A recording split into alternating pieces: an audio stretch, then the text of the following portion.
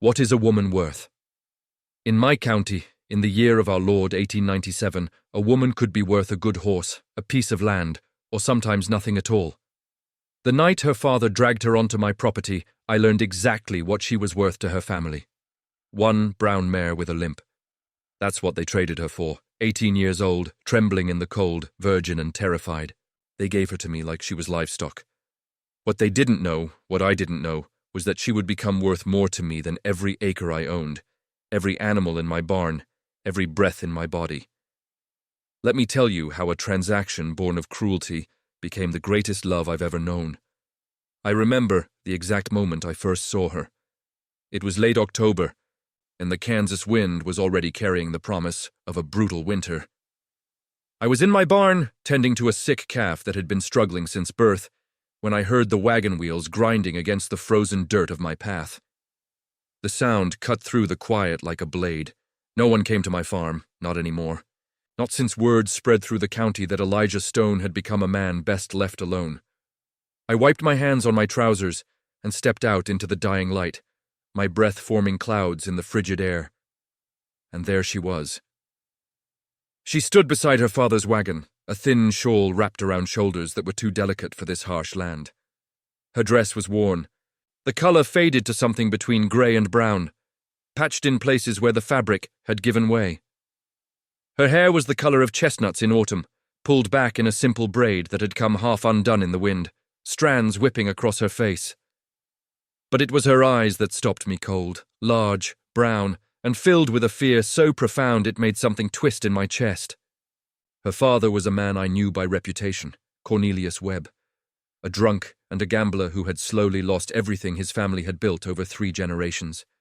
The farms, the cattle, the respect of his neighbors, all of it gone, fed into card games and whiskey bottles.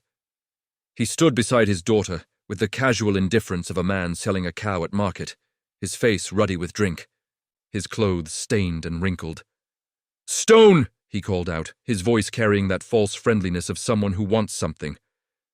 "Heard you might be in the market for a wife." I said nothing, just stood there, arms crossed over my chest, letting my size speak for me. At 6'5", with shoulders broad enough to fill a doorway and hands that could snap a man's neck without much effort, I had learned that silence was often my most effective weapon. People feared what they didn't understand, and they understood nothing about the giant who lived alone on the edge of town. Webb shifted uncomfortably, his eyes darting to his daughter and then back to me. She kept her gaze fixed on the ground, her small hands clasped so tightly in front of her that I could see the white of her knuckles even from where I stood. "Thing is," Webb continued, licking his lips nervously, "I've got myself into a bit of trouble. Money trouble, you understand? Owe some men in town who aren't the patient type." He gestured toward the girl like she was a piece of furniture. "But I've got this daughter here, healthy and young. 18 years old, never been touched by a man, pure as fresh snow, I guarantee it. Good with cooking and cleaning, knows how to keep house." I felt my jaw tighten. I looked at the girl again. She had flinched at her father's words, her cheeks flushing with humiliation. But she didn't cry, didn't beg. She just stood there, accepting whatever fate was about to be handed to her, like she had already accepted long ago that she had no say in her own life. "What do you want?" My voice came out rough, rusty from disuse. I couldn't remember the last time I had spoken more than a few words to another human being. "I need a horse," Webb said, his eyes brightening with hope. "Heard you've got a good mare, brown one with the white blaze. I'll trade you the girl for the horse, straight across. Fair deal, wouldn't you say?" The girl's head snapped up. For just a moment our eyes met across the frozen distance between us. And in that moment I saw something beyond the fear. I saw a spark of defiance, quickly smothered. I saw intelligence, carefully hidden behind a mask of submission. I saw a woman who had been told her whole life that she was worthless, and a tiny, stubborn part of her that refused to believe it. "The mare's got a limp," I said flatly. "Stepped wrong last spring, never healed right." Webb shrugged, waving a dismissive hand. "Don't matter much. I just need something to pull my wagon. Help me get to the next town, start fresh somewhere. The horse will do." I should have said no. I should have sent them away and gone back to my solitary life, my empty farmhouse, my quiet misery. I had no business taking a wife. I had no business bringing anyone into the cold wasteland of my existence. I had spent 5 years building walls around myself, convincing myself that I was better off alone, that I was too broken to deserve anything good. But then, she looked at me again. And something in those brown eyes, something that looked almost like hope, like a drowning person spotting a distant shore, made me speak words I had never planned to say. Fine. Take the mare. Leave the girl. The transaction took less than 5 minutes. Webb didn't even say goodbye to his daughter. He took the horse by the lead rope, examined her teeth and legs with the perfunctory attention of a man who didn't really care what he was getting as long as it could walk, and climbed onto his wagon. He flicked the reins without a backward glance, and just like that, he was gone. The wagon wheels creaked and groaned down the frozen path, growing smaller and smaller until they disappeared into the gathering dusk. I watched him go, feeling a rage build in my chest that I hadn't felt in years. What kind of man sells his own daughter for a lame horse? What kind of father looks at his child and sees nothing but a commodity to be traded away? When I turned around, she was still standing exactly where he had left her. She hadn't moved an inch. She had no bags, no belongings, nothing but the dress on her back and that thin shawl that was doing nothing against the biting wind. Her lips were starting to turn blue with cold. "What's your name?" I asked. "Clara." Her voice was barely a whisper, carried away almost immediately by the wind. "Clara Webb, though I suppose it's Clara Stone now. You suppose wrong." I started walking toward the farmhouse. "You're not my wife. Not yet. You're just here." She nodded, accepting this too. I wondered if there was anything this woman wouldn't accept, if there was any indignity that would finally make her fight back, make her demand something better for herself. "Come inside," I said. "You'll freeze to death standing there like a fence post." I turned and walked toward the house, not bothering to check if she followed. But I heard her footsteps behind me, soft and hesitant on the frozen ground. I heard the catch of her breath as she stepped into the warmth of my kitchen, felt the change in the air as she crossed the threshold. I heard the small sound of wonder she made when she saw the fire burning in the hearth, the food on the table waiting for my supper, the simple but solid comforts of a home that was actually cared for. My farmhouse was not what most people expected from a man like me. I had built it with my own hands 5 years ago, after the war had ended, and I had come back to Kansas with nothing but nightmares and a desperate need for solitude. The walls were thick, made from logs I had felled and notched and stacked myself, built to withstand the brutal winters that could kill a man in hours. The furniture was handmade, rough but sturdy, a table and chairs, a bed frame, shelves for my books and tools. The kitchen was clean, the floors swept, everything in its proper place. I was a man of order, a man of control. It was the only way I had survived the chaos of battle, the screaming and the blood and the endless, senseless death. And it was the only way I survived the chaos inside my own mind, the memories that ambushed me at night, the faces of dead men that appeared when I closed my eyes. "Sit," I ordered, pointing to the chair by the fire. "I'll make you something to eat." She sat, perched on the very edge of the chair like a bird, ready to take flight at any moment, her hands folded in her lap, her back perfectly straight. She watched me with those careful brown eyes as I moved around the kitchen, pulling bread from the cabinet and cheese from the cold cellar, slicing dried meat from the haunch I kept in the pantry. I could feel her gaze on my back, assessing, calculating, trying to figure out what kind of monster her father had sold her to. I set the food in front of her on a wooden plate. "Eat." She ate, slowly at first, as if afraid the food might be poisoned, or that I might snatch it away the moment she reached for it. Then faster, as her hunger overcame her caution. She tore at the bread with small, desperate bites, barely chewing before she swallowed. She devoured the cheese and the meat like she hadn't seen food in days. Because she hadn't, I realized with a cold fury. She hadn't seen a proper meal in God knew how long. "When was the last time you had a real meal?" I demanded. She paused, a piece of bread halfway to her mouth, her eyes going wide with something like shame. I don't remember exactly. We didn't have much. My father's debts. The creditors took most everything. Sometimes I could find work in town, doing laundry or mending, and I'd buy a little something to eat. But it was never. She trailed off, looking down at the plate. It was never like this. Your father is a worthless drunk who should be horsewhipped for how he treated you. Her eyes went wide at the venom in my voice. I saw her shrink back slightly, saw the flash of fear return to her face. I forced myself to take a breath, to unclench my fists that I hadn't even realized I'd made. I was scaring her. I didn't want to scare her.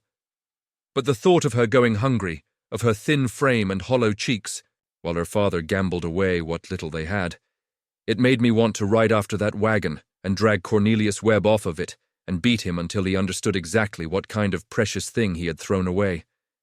"You'll eat 3 meals a day in this house," I said, my voice calmer now, though I could still hear the edge in it. "Breakfast, dinner, and supper. You'll eat until you're full, and then you'll eat a little more. You'll sleep in the spare room, where there's a bed with clean sheets and enough blankets to keep you warm. You'll have everything you need, clothes, shoes, whatever." I met her eyes, held them. "And no one will ever mistreat you under my roof. Do you understand?"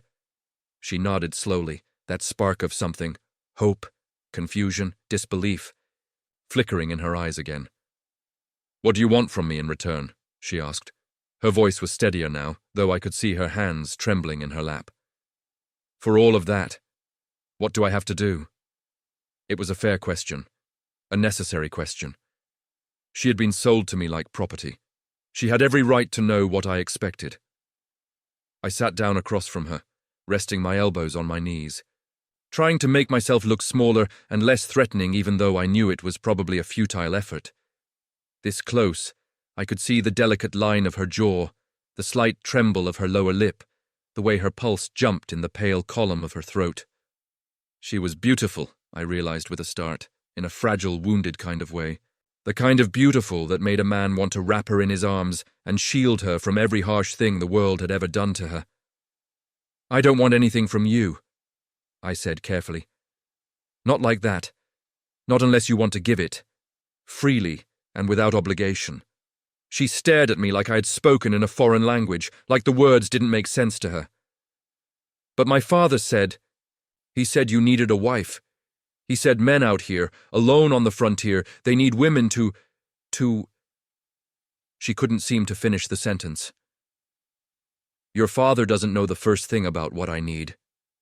I stood up abruptly, suddenly uncomfortable with how close I was sitting, with how easy it would be to reach out and touch her. I needed someone to help around the farm, maybe. Someone to talk to after too many years of silence. Someone to cook and clean if they wanted to, though I've been doing fine on my own. I turned away, facing the fire. I didn't need a scared girl in my bed who was only there because she thought she had no choice.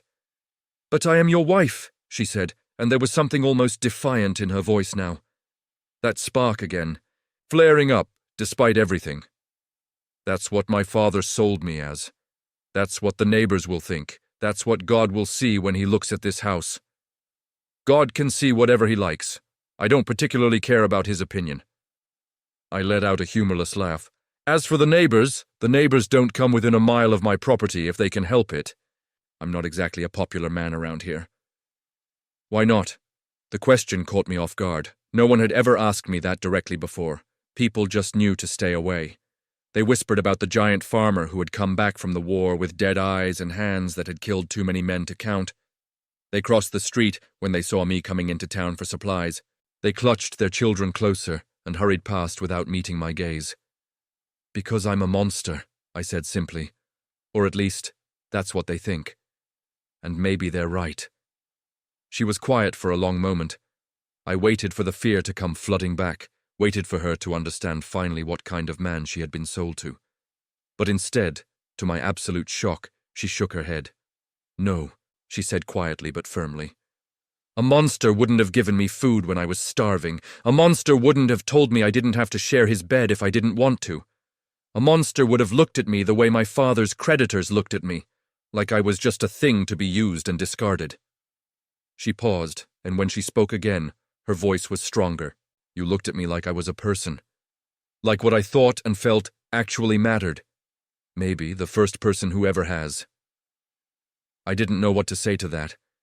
I had spent so many years believing the worst about myself, accepting the fear and hatred of everyone around me as my due, that I didn't know how to process someone seeing something different. Something better. Get some sleep, I said finally, my voice rougher than I intended. The spare room is down the hall, second door on the left. There are extra blankets in the chest at the foot of the bed if you get cold. Thank you. She stood, smoothing her worn dress with hands that still trembled slightly. Mr. Stone, Elijah, I corrected automatically. If you're living in my house, you might as well use my name. Elijah. She tested the word, let it roll off her tongue like she was tasting it. Something shifted in the air between us, some invisible thread pulling taut. Good night, Elijah. Good night, Clara. I watched her disappear down the hallway, listened to the soft click of her door closing. Then I sat down heavily in my chair by the fire and stared into the flames, wondering what the hell I had just gotten myself into. She had been in my house for less than an hour, and already she had seen more of me than anyone had in years. Already she had challenged my carefully constructed image of myself as a monster beyond redemption. Already she had looked at me with those brown eyes and made me feel things I had thought were long dead. Already I knew, with a certainty that terrified me, that nothing in my life would ever be the same. The first week was the hardest. Not because she was difficult. She wasn't. Clara moved through my house like a ghost, quiet and unobtrusive, always looking for ways to make herself useful. She cleaned rooms that didn't need cleaning, scrubbing floors that were already spotless until they gleamed. She organized my pantry with a precision that would have impressed a military quartermaster, arranging jars and sacks and dried goods in neat rows according to some system only she understood. She cooked meals that were simple but surprisingly good, using the meager supplies I had stockpiled for winter and transforming them into stews and breads and pies that made my mouth water. No, the first week was hard because I couldn't stop watching her. I watched her when she thought I wasn't looking. I watched the way she hummed quietly to herself while she worked, old hymns and folk songs that I half remembered from childhood.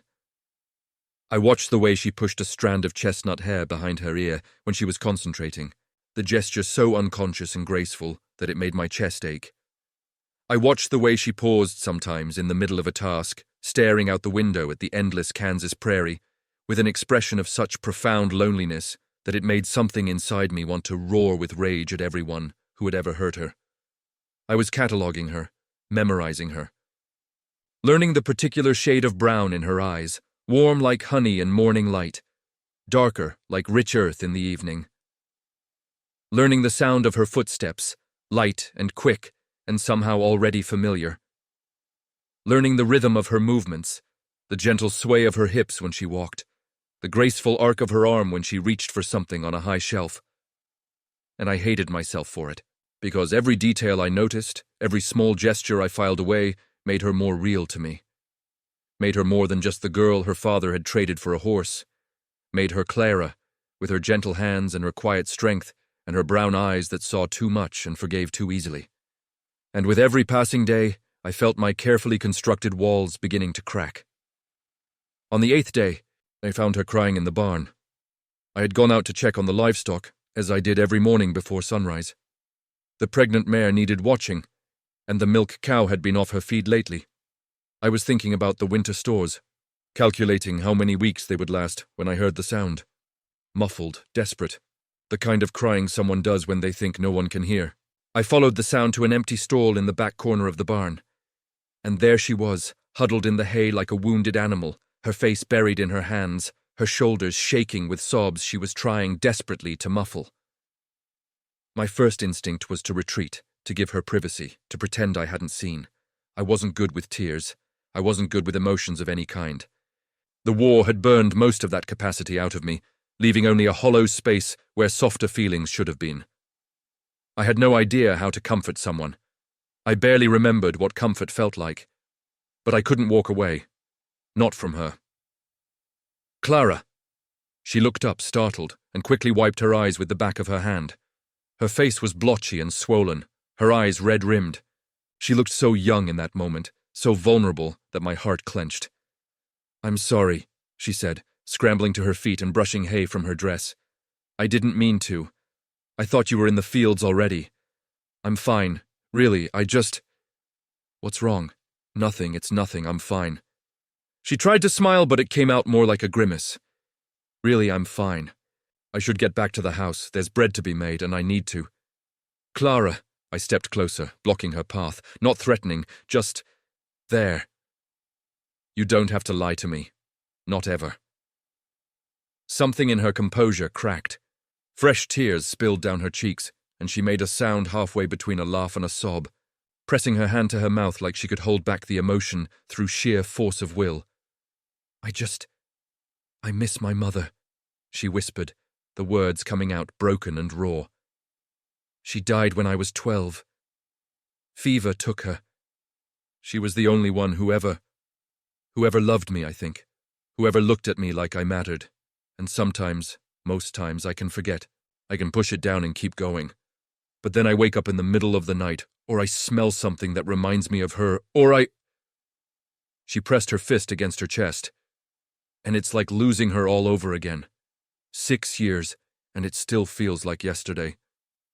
I didn't say anything. I couldn't. What words could possibly ease a grief like that? What comfort could I offer, when I had no comfort left in me to give? Instead, I did something I hadn't done in years, something I had sworn I would never do again. I reached out and gently took her hand in mine. Her fingers were small and cold, rough from hard work, and they trembled slightly in my grip. But she didn't pull away. She looked at our joined hands with an expression of wonder, like she couldn't quite believe this was really happening, like no one had touched her with gentleness in so long that she had forgotten what it felt like. My mother died when I was 10, I heard myself say. The words came out without permission, dredged up from somewhere deep inside me that I had thought was sealed forever. Cholera took her, along with my 2 younger sisters. Mary was 8. Elizabeth was 5. They were buried within 3 days of each other. Clara's eyes met mine, wide with surprise. She didn't speak, didn't interrupt, just listened. My father followed a year later. Not cholera, just... He gave up, I think. Didn't want to live in a world without them. He stopped eating, stopped talking, stopped caring about anything. One morning I found him in his chair by the fire, cold and still. He'd been dead for hours. I released her hand and stood up, suddenly uncomfortable with how much I had revealed. I never talked about this. I never let anyone see this part of me. But somehow, with her, the words had just slipped out, like water through a cracked dam. I'm sorry, she whispered. It was a long time ago. I turned away, facing the barn door, the cold light of dawn. Come inside. It's too cold to be sitting in a barn feeling sorry for yourself. She let me help her to her feet, and as we walked back to the house together, our shoulders almost touching, I realized that something had shifted between us. The wall I had built between us, the wall I had built between myself and the rest of the world, had developed its first crack. That night, I dreamed of her. It was a dream I had no right to have. A dream of soft skin and softer sighs, of brown eyes looking up at me without fear, of her body pressed against mine in ways I had explicitly told her I would never expect. I dreamed of touching her face, her hair, her lips. I dreamed of hearing her say my name, not in fear or obligation, but in desire. I woke up hard and aching and furious with myself. She was under my protection. She had come to me with nothing, given to me against her will, and I had promised her she would be safe. That she would never have to do anything she didn't want to do. That this house would be a refuge, not a prison. And here I was, lying in the dark, imagining things that would make her run screaming if she knew. I got up, dressed in the cold darkness, and went outside to chop wood. It was barely dawn, the sky just beginning to lighten in the east, painting the horizon in shades of grey and pink. The air was frigid, each breath forming a cloud of white mist that hung in the still air. My muscles screamed in protest as I swung the axe again and again, splitting log after log with a violence that had nothing to do with the need for firewood and everything to do with the need to exhaust myself. I worked until sweat soaked through my shirt despite the cold, until my arms burned and my hands blistered, until the pile of split wood grew to twice what we needed, and my mind was finally mercifully empty of anything but the rhythm of the axe and the crack of splitting wood. I didn't hear her approach, didn't know she was there until I lowered the axe and turned to reach for another log. And there she was, standing on the porch with a steaming cup in her hands, watching me. She was wearing one of my old shirts over her dress.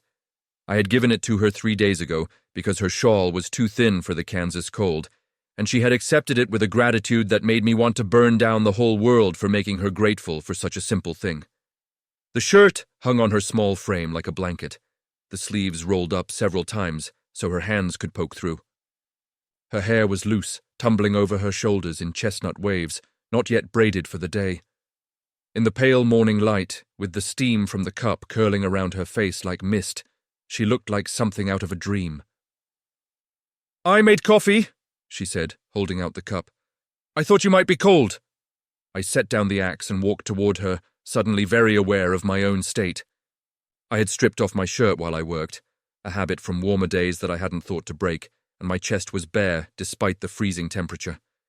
Sweat had cooled on my skin, and I was breathing hard from the exertion. I probably looked wild, dangerous. Her eyes traveled over me. I saw them widen slightly, saw her lips part, saw the faint flush that crept across her cheeks before she quickly looked away, focusing intently on the cup in her hands. "Thank you," I said, taking the cup from her. Our fingers brushed, and I felt that touch like a brand, like a mark that would never fade. The coffee was hot and strong, and exactly what I needed, but I barely tasted it. "You must be freezing," she said, still not quite meeting my eyes. Her voice was slightly breathless, and the flush had spread down her neck, disappearing beneath the collar of my shirt. "I run hot."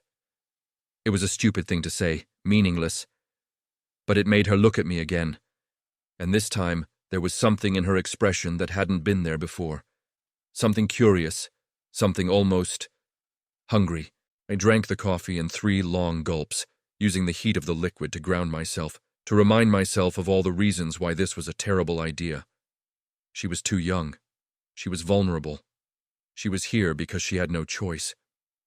Whatever she thought she felt, it wasn't real. It couldn't be real. "You should go back inside," I said, my voice rougher than I intended. "It's too cold for you out here." "What about you?" "I'll be in soon. I want to finish this." She nodded, but she didn't move.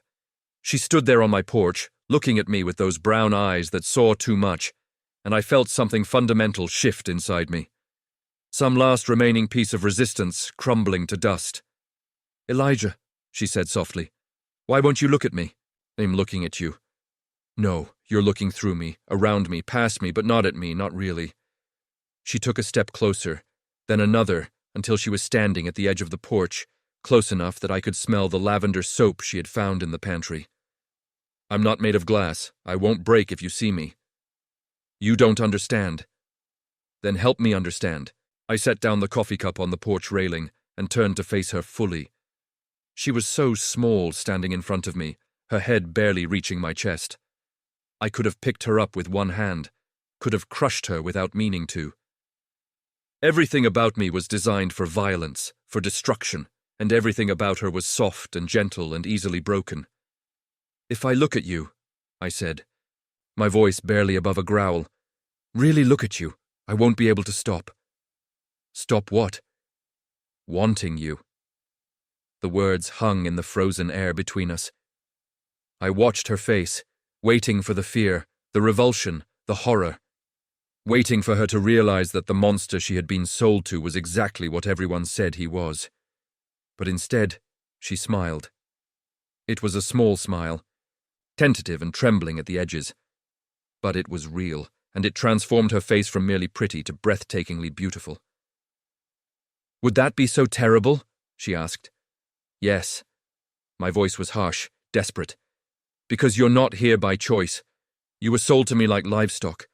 Whatever you think you feel, it's not real. It's just gratitude, or fear, or some twisted sense of obligation. It's not. I'm not afraid of you. You should be, but I'm not." She reached up and placed her small hand flat against my bare chest, right over my heart. I felt like I had been struck by lightning, every nerve ending suddenly alive and screaming. I see the way you look at me when you think I'm not watching. I see the way your hands shake when you get too close to me. I know you want me, Elijah, and maybe I want you too. You don't know what you're saying. I know exactly what I'm saying. For the first time in my life, I know exactly what I want. Her hand moved up my chest, over my collarbone, along my neck. Her fingers were warm despite the cold, and everywhere she touched left trails of fire on my skin. I want to feel something other than fear and loneliness and shame. I want to know what it's like to be wanted by someone who sees me as a person and not a burden or a commodity. I want... She trailed off, her courage faltering. But I could see it in her eyes. I could see everything she wanted and was too afraid to say, and God help me, I wanted it too. But not like this. Not when she was still half a stranger. Not when the wounds of her old life were still fresh and bleeding. Clara.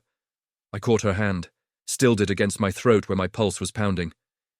You deserve more than a rushed tumble in the freezing cold because we're both lonely and afraid. You deserve to be courted, wooed. You deserve flowers and poetry, and all the romantic things a woman should have before she gives herself to a man. I don't need any of that. Maybe not. But I need to give it to you. I lifted her hand to my lips and pressed a kiss to her palm, feeling her breath catch. Give me time. Let me prove to you that you're worth more than a horse, worth more than anything in this world. And when you're sure, truly sure, that you want me for me and not because you think you owe me, then I will give you everything I have, everything I am. She stared at me for a long moment, her brown eyes glistening. Then slowly, she nodded. How long? She whispered. As long as it takes. I released her hand and stepped back, putting distance between us before my resolve could crumble entirely. She looked at me with those eyes that were now shining with something that looked dangerously like tears. No one has ever wanted to court me before, she said softly. No one has ever wanted to give me anything. They only ever wanted to take. Then everyone you've ever known has been a fool. She laughed, a small, surprised sound that warmed something cold and dead inside my chest. I think I might like being courted by you, Elijah Stone. Good. I picked up my axe and turned back to the woodpile, needing something to do with my hands before I did something stupid. Now go inside before you freeze. I'll be in for breakfast soon, she went. And I stood there in the cold, chopping wood with renewed fury, trying to process what had just happened. I had just promised to court the woman I had bought for a lame horse. I had just promised her flowers and poetry and romance. Things I'd never given anyone, because there had never been anyone to give them to. Things I wasn't even sure I knew how to do. What the hell had I gotten myself into? The courtship began in small ways. I picked wildflowers from the prairie, hardy winter blooms that somehow survived the cold, small purple and yellow flowers that grew in the sheltered spots where the snow didn't reach. I arranged them in a glass jar and left them on her windowsill while she was sleeping. The first time she saw them, she stared at them for a full minute, touching the petals with fingers that trembled. Then she looked at me with an expression of such wonder that I felt like I had handed her the moon. I carved her a comb from a piece of applewood I had been saving for something special, smoothing each tooth with meticulous care until it was soft enough to run through her hair without catching. It took me 3 nights of work by lamplight, my hands cramped and aching. But when I gave it to her, when I saw the way her face lit up, it was worth every blister. No one has ever made me anything before, she whispered, running her fingers over the smooth wood. Then I'll make you 100 things, I said. 1,000. I read to her in the evenings, after the day's work was done and the supper dishes were cleared. I had a small collection of books that I had accumulated over the years, Shakespeare and Dickens, and poetry I barely understood, and I read them aloud while she sat in the chair by the fire, mending clothes or just listening.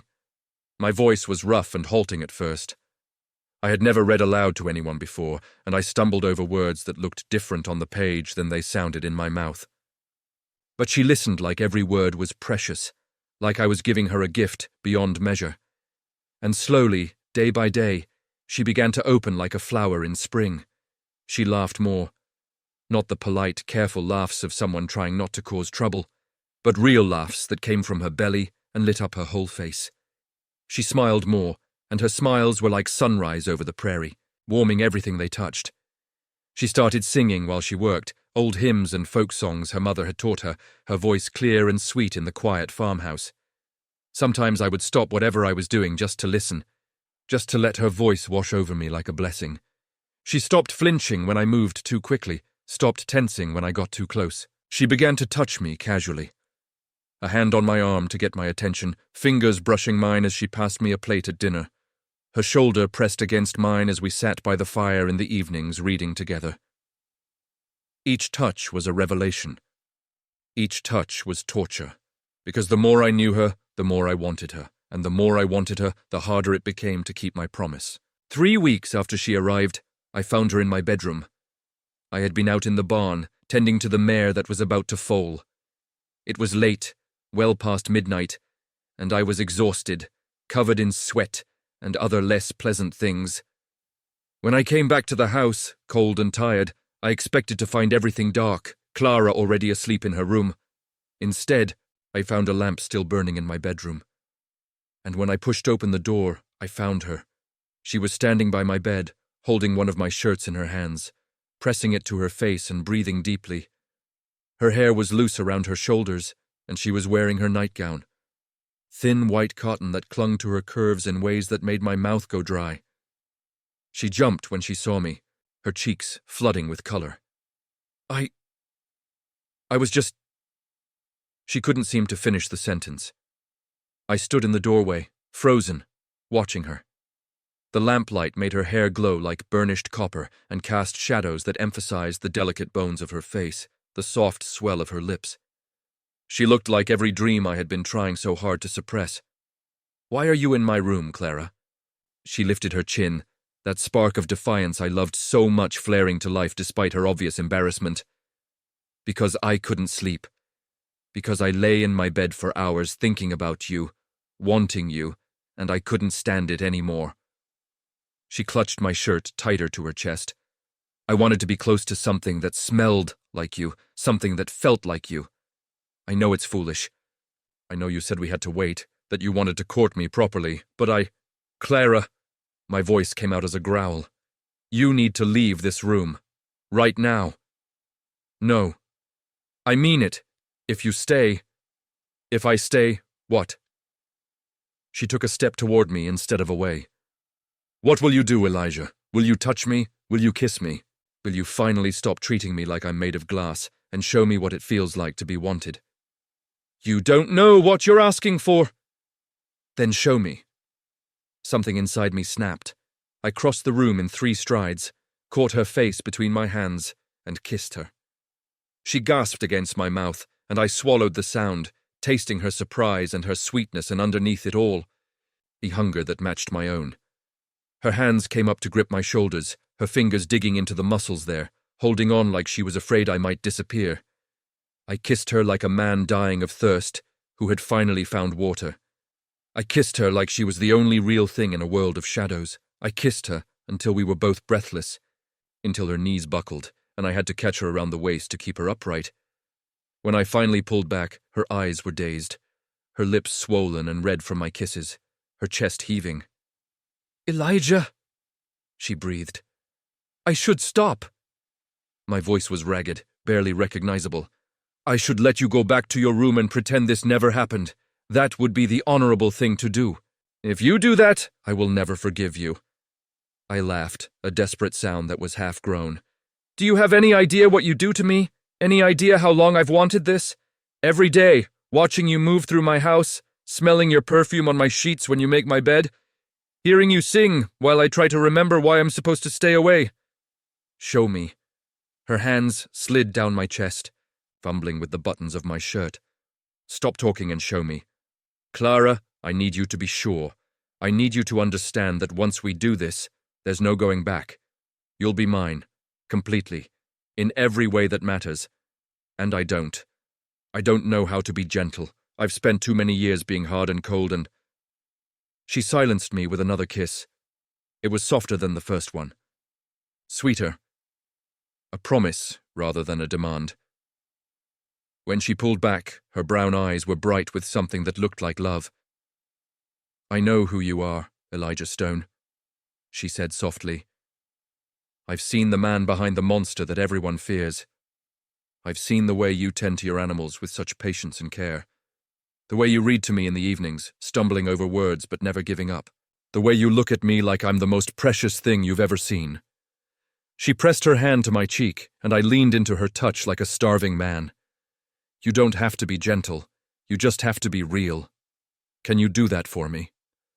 I closed my eyes and let her touch anchor me, feeling something ancient and frozen inside me finally begin to thaw. I can try. She smiled, that radiant smile that never failed to stop my heart. Then try. I picked her up like she weighed nothing, because to me she did, and carried her to my bed.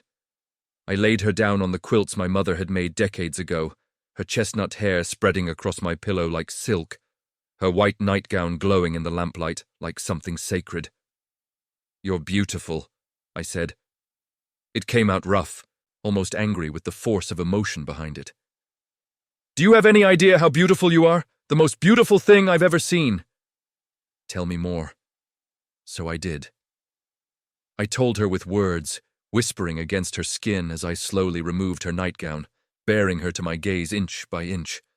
I told her with touches, learning the geography of her body, like a map I intended to memorize for the rest of my life. I told her with kisses pressed to every inch of skin I could reach, her forehead, her eyelids, the tip of her nose, the curve of her jaw, the hollow of her throat where her pulse beat frantically.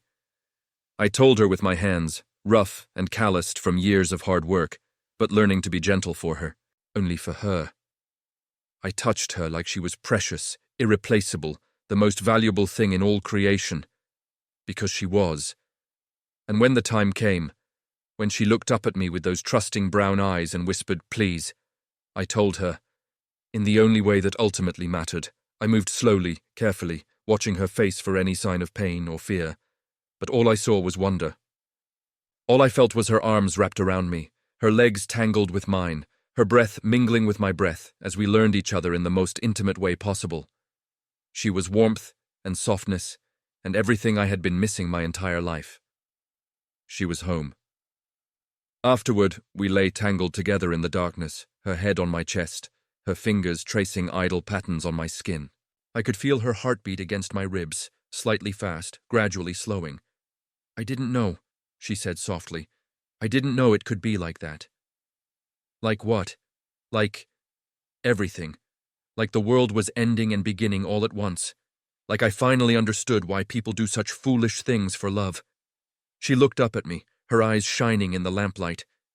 Is it always like that? I don't know. I stroked her hair, marveling at how soft it was, how right it felt to have her in my arms. I've been with women before, but never. Never like this. Never with someone who mattered. Good. She pressed a kiss to my chest, right over my heart. I want to be special to you. I want to be the one you remember when you're old and gray. You're the only one I ever want to remember, the only one I ever want to touch. I caught her chin and tilted her face up to mine, needing to see her eyes when I said this. Clara, I know this started wrong. I know your father sold you to me like you were nothing more than property. But I need you to understand something, and I need you to believe it. What? You own me now, every part of me, my body, my heart, my soul, every broken piece of me that I've been trying to hide. Whatever you want, whenever you want it, it's yours. For as long as you'll have me. For as long as I live and beyond. Her eyes filled with tears. Elijah, I love you. The words came out like they had been waiting my whole life to be spoken, like they had been locked away in some deep place, and she had finally found the key. I love you, Clara Stone, and I will spend every day of the rest of my life proving it to you, if you'll let me. She kissed me then, fierce and sweet and full of promise. I love you too, she whispered against my lips. God help me, Elijah, I love you too. I think I have, since the moment you looked at me like a person instead of a burden. Winter settled over the Kansas prairie like a heavy blanket, bringing with it snowstorms that lasted for days and temperatures that would freeze a man solid if he stayed outside too long. The world beyond our little farmhouse became hostile, deadly, a white wasteland that stretched to every horizon. But inside, everything was warm. Clara slept in my bed now, every night, her small body curled against mine like she was made to fit there. I would wake in the middle of the night sometimes, just to feel her breathing against me, just to assure myself that she was real and not some fever dream my lonely mind had conjured. We worked together during the days. She helped me tend to the animals, learning quickly and without complaint despite the cold and the hard labor. I taught her how to repair the farm equipment that was always breaking, how to predict the weather by reading the clouds and feeling the wind, how to survive in a land that was beautiful but brutal. She taught me how to laugh again, how to hope, how to believe that maybe I wasn't the monster everyone thought I was. And every night, after the chores were done and the fire was banked low, we came together in the darkness and relearned each other's bodies with an intensity that never seemed to fade. Every time felt like the first time. Every touch was a revelation. I had never been a talkative man, but with Clara, words came easier. Secrets I had kept buried for years came spilling out in the quiet hours of the night, when we lay tangled together and the only light came from the dying embers of the fire. I told her about the war, about the things I had seen and done that still haunted my dreams, about the men I had killed, some in battle, some less honorably, and the way their faces still appeared when I closed my eyes. I told her about the friends I had lost, the ones who had died in my arms calling for their mothers, and the way a part of me had died with each of them until there was almost nothing left. I told her about the years of isolation after I came home, about the way I had convinced myself that I was better off alone because everyone I loved ended up dead or gone. I told her about the nightmares that still woke me sometimes, about the rage that lived inside me like a sleeping beast, about the fear that one day I would hurt someone I cared about because I didn't know how to be anything other than a weapon. And she listened. She didn't flinch from the darkness in my past. She didn't try to fix me or change me or tell me that everything would be all right. She just held me and loved me and let me know that I was seen. All of me, even the ugliest parts. And I was not alone anymore. In return, she told me about her mother, about the happy years before the fever took her, when their little family had been whole and loving. She told me about her father's slow descent after his wife's death, the gambling and the drinking, and the way he had looked at Clara sometimes, like he blamed her for surviving when her mother hadn't.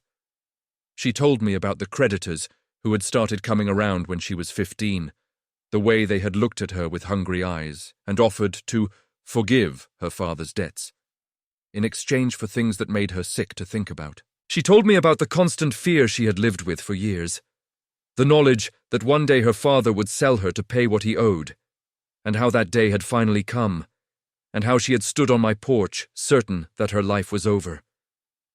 "I was so sure you would hurt me," she admitted one night, lying in my arms.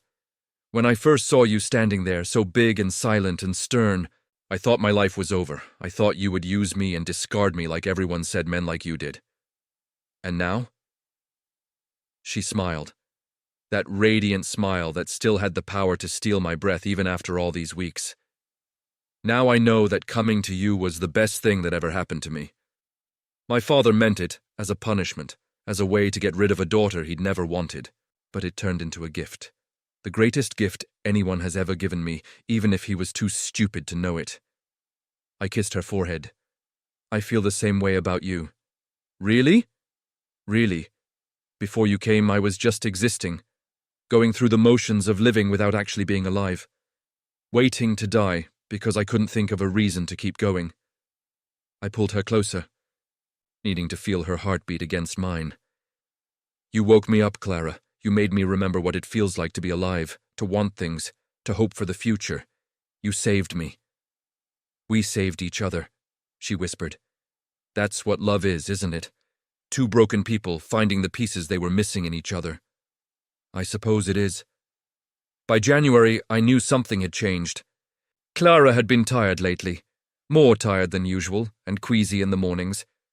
I watched her push away her breakfast one day, her face pale and slightly green, and felt a cold fear grip my heart. "Are you sick?" I demanded, my voice sharper than I intended. "Do you need a doctor? I can ride to town." She shook her head, a strange half-smile playing at her lips.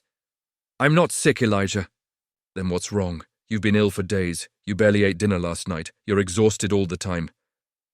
She took my hand, her small fingers wrapping around mine, and pressed it to her belly. For a moment, I didn't understand. My mind was still spinning through worst-case scenarios, disease, infection, something terrible that was going to take her from me. Then my eyes went wide. Clara, are you... I think so. Her smile broke free, radiant and joyful, lighting up her whole face. I can't be certain without a doctor, but all the signs are there. I think I'm carrying your child. I stared at her, my mind struggling to process what she was saying. A child. My child. Growing inside the woman I loved, a tiny spark of life that we had created together. How? I managed. She laughed, that bright, beautiful sound that never failed to make my heart clench. I think you know how. I know how, I pulled her into my arms, holding her carefully, like she was made of spun glass. Clara, a baby. We're going to have a baby. Are you happy? Happy? I pulled back to look at her face, cupping her cheeks in my hands. I'm terrified. And amazed. And so happy I don't know what to do with myself. I kissed her, soft and wondering. You're giving me a family. After all these years of being alone, after convincing myself that I didn't deserve anything good, you're giving me a family. We're giving each other a family, she corrected gently. This is something we made together, our love made flesh. I dropped to my knees in front of her, pressing my face against her still flat belly. I could feel tears burning in my eyes, tears I hadn't shed in years, decades maybe, not since I was a boy who still believed the world could be kind. Hello, little one, I whispered against the fabric of her dress. I'm your father. I know that probably sounds frightening. I'm a frightening man. Everyone says so, but I promise you, I will spend every day of my life keeping you safe. Keeping both of you safe. I looked up at Clara, who was crying too, her hand pressed to her mouth. I love you, both of you, forever and always. She sank down beside me, wrapping her arms around my neck. Forever, she agreed, forever and always. The pregnancy was not easy. Clara was sick for the first 3 months, barely able to keep food down. I worried myself half to death, hovering over her constantly, driving her to distraction with my fussing. I sent for the doctor in town, the first time I had willingly interacted with anyone from that place since I had come back from the war, and paid him handsomely to ride out through the snow and examine her. She's healthy, the doctor assured me, looking at me with barely concealed fear. The sickness is normal. It should pass in a few weeks. It did pass, eventually, and then Clara began to bloom. I watched in wonder as her belly grew round, as her skin took on a glow that seemed almost otherworldly. She was more beautiful pregnant than she had ever been, and I told her so constantly until she laughed and pushed me away, claiming I was embarrassing her. I talked to the baby every night, pressing my ear to her stomach to listen for movements, feeling the kicks and turns like tiny miracles. When the baby kicked hard enough for me to feel it through her skin, I nearly wept with joy. Our child is going to be a fighter, Clara said one night, after a particularly vigorous bout of movement. Just like her father. How do you know it's a girl? I can feel it. She placed her hand over mine on her belly. A mother knows these things. I didn't argue. I had learned by then that Clara's instincts were usually right. The baby came on a stormy night in late August. Clara had been restless all day, unable to get comfortable, rubbing at her lower back with a grimace.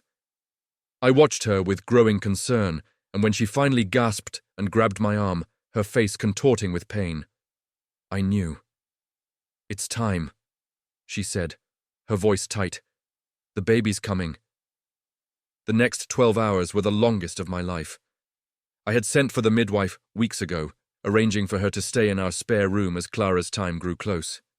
But the storm had blocked the roads with fallen trees, and she couldn't get through. The doctor was in the same situation. There was no one to help us, just me and Clara and the baby that was determined to come into the world. I had never been more terrified in my life. Not in the war, not facing down men who wanted to kill me, not in the darkest moments of my isolation. None of that compared to the fear I felt watching Clara struggle, knowing that I could do nothing to help her, that if something went wrong. But Clara was so brave. She screamed and cursed. She cursed me specifically, using words I didn't know she knew, and gripped my hand hard enough to leave bruises, but she never gave up. She pushed when she was supposed to push, breathed when she was supposed to breathe, and looked at me with such fierce determination that I knew we would get through this together. And when it was finally over, when our daughter drew her first breath and let out a lusty cry that filled the bedroom and seemed to shake the very walls, I wept like I hadn't wept since I was a child. "She's beautiful," Clara whispered, cradling the tiny, squalling bundle against her chest. "Elijah, look at her. Look at our daughter. She's perfect." I looked, and I saw a face that was a miniature version of Clara's, the same delicate features, the same rosebud mouth, the same stubborn chin, but the eyes that blinked up at me, still unfocused but already fierce, were my eyes. Dark and intense, and already full of fire. "She looks like you," I said, my voice hoarse with emotion. "Thank God she looks like you. She has your eyes and your stubborn jaw." Clara laughed, exhausted but radiant. "What should we name her?" I thought of my mother, who had died when I was too young to really know her, but who I had never stopped missing. "Rose," I said, after my mother. Clara smiled. "Rose Stone. It's perfect." I gathered them both in my arms, my wife and my daughter, my whole world, and held them as the storm raged outside and peace finally settled inside me. This was what I had been waiting for. This was what all those years of darkness and loneliness and pain had been leading to.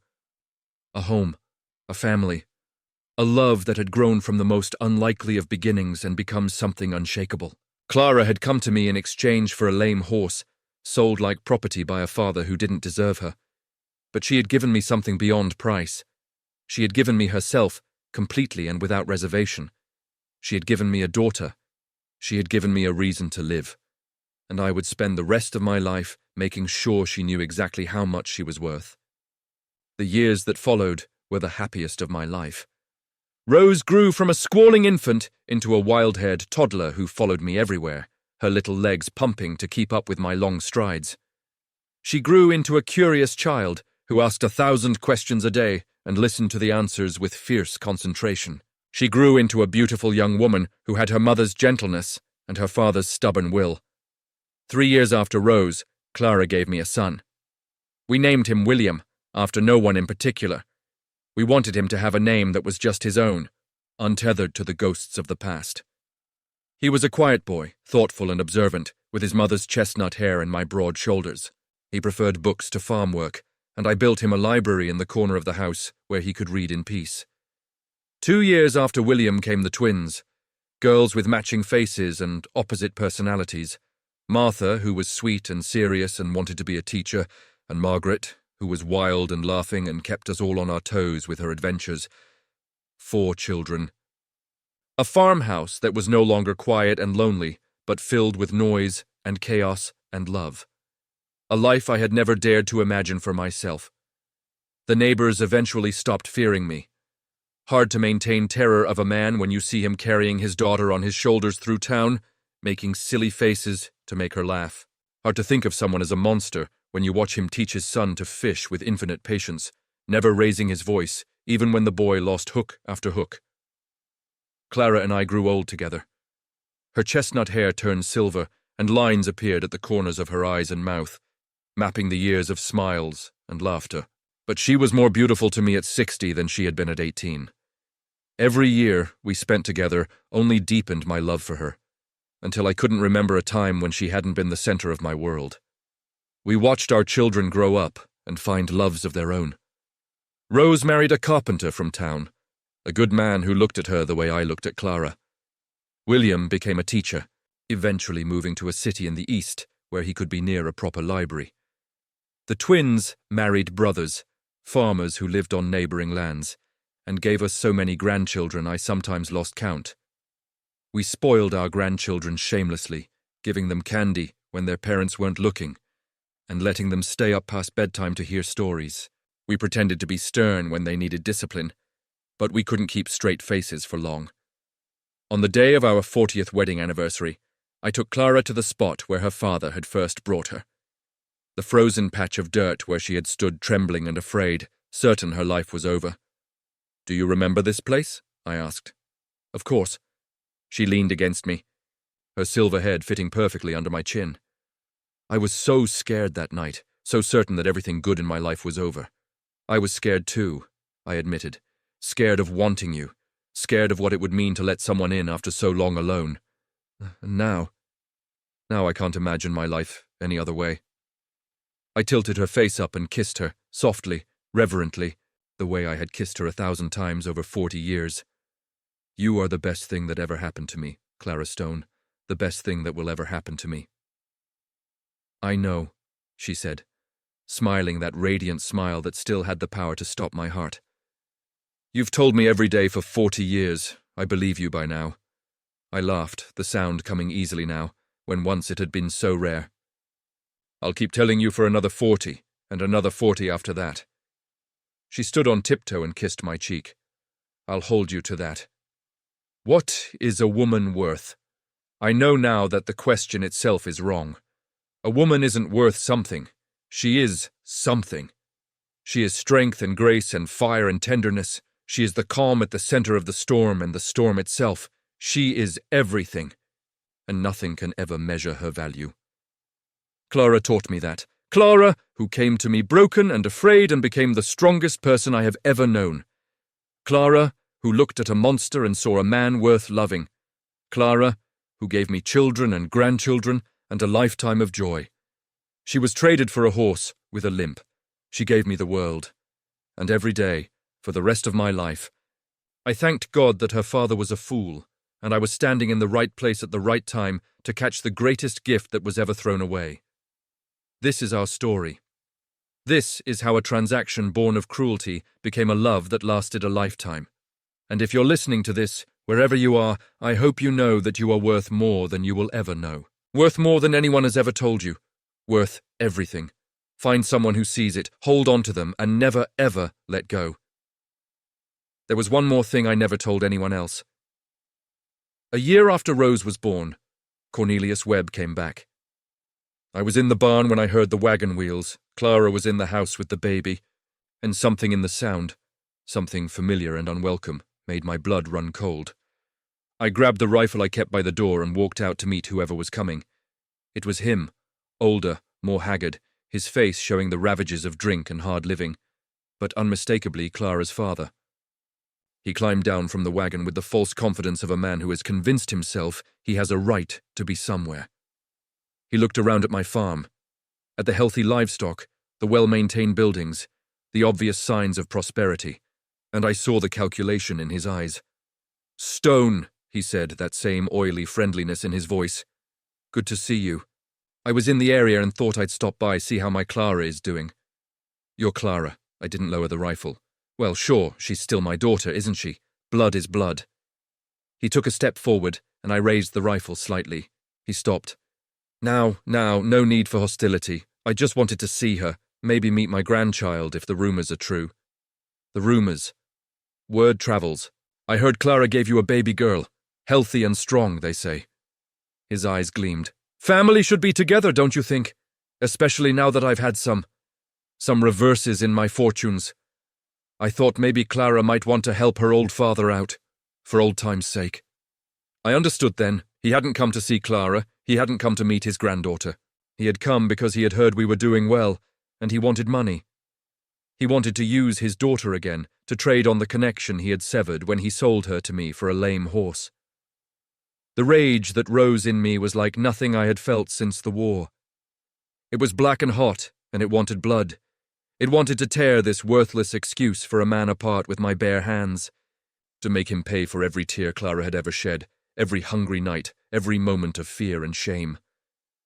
But I didn't move. I stood there, rifle raised, and I waited. "Let me explain something to you," I said, my voice deceptively calm. "Clara is my wife, Rose is my daughter. They are mine, and I am theirs. You gave up any claim to either of them the night you traded your own child for a horse. Now see here, I'm not finished." I took a step forward and he scrambled back against his wagon. "You are not welcome here. You are not welcome in this county. If I ever see you again, if I ever hear that you've come within 50 miles of my family, I will hunt you down and I will kill you. Slowly, do you understand me?" He was pale now, all the false confidence stripped away. He saw in my eyes what I had spent years trying to hide from Clara, the capacity for violence, the darkness that lived inside me, the monster I had been in the war. "I understand," he whispered. "Good. Now get off my land, and don't ever come back." He scrambled onto his wagon and whipped his horse into motion, nearly overturning the whole thing in his haste to get away. I watched until he disappeared over the horizon. Then I lowered the rifle and stood there for a long moment, letting the rage drain out of me. Clara was standing on the porch when I turned around. She was holding Rose in her arms, and there were tears on her cheeks. "You heard," I said. "I heard." She walked toward me, our daughter gurgling happily against her chest. "You would have killed him." "For me?" "Yes." She reached up and touched my face, her hand gentle despite the tears. "Thank you for protecting us, for sending him away. I will always protect you, both of you, all of you, however many we end up with." I pulled her into my arms, careful not to crush Rose between us. "He will never hurt you again, I promise. I know." She pressed her face against my chest. "I know." We never saw Cornelius Webb again. Years later, I heard he had died in a bar fight in some town far to the west, stabbed by a man he had cheated at cards. I felt nothing when I heard the news. He had been dead to us long before his body stopped breathing. But sometimes, late at night, I would look at my sleeping wife and my healthy children and my happy home, and I would think about that night, about the worthless man who had given away the most precious thing in his life for a lame horse, never knowing what he was throwing away. And I would thank God once again that I had been there to catch her when she fell. Clara passed in her sleep on a winter morning when she was 72 years old. I woke to find her cold beside me, a peaceful smile on her face, her hand still clasped in mine where it had been when we fell asleep. I was devastated. For weeks, I barely ate, barely slept, barely spoke. My children worried. My grandchildren cried. The whole county came to pay their respects to the woman who had transformed the monster of Stone Farm into a beloved patriarch. But slowly, gradually, I began to heal. Because Clara was still with me, in every room of the house we had built together, in the faces of our children and grandchildren, in the memories that filled every corner of my mind. I lived another 8 years after she passed, long enough to see Rose's oldest daughter get married, long enough to hold my great-grandchildren in my arms and tell them stories about their great-grandmother, about how brave she was and how beautiful, about how she had saved a monster with nothing but her courage and her love. When my time came, I was ready. I closed my eyes and felt the darkness come, and I wasn't afraid, because I knew she was waiting for me. And the last thing I heard, as I slipped from this world to the next, was her voice, clear and sweet as it had been the first time she sang for me in our kitchen all those years ago. "Welcome home, Elijah," she said. "I've been waiting for you." And I was home at last, and that's how a stranger traded for a horse became my entire world. If this story touched your heart, leave a like, subscribe. I have more tales waiting for you. Until next time.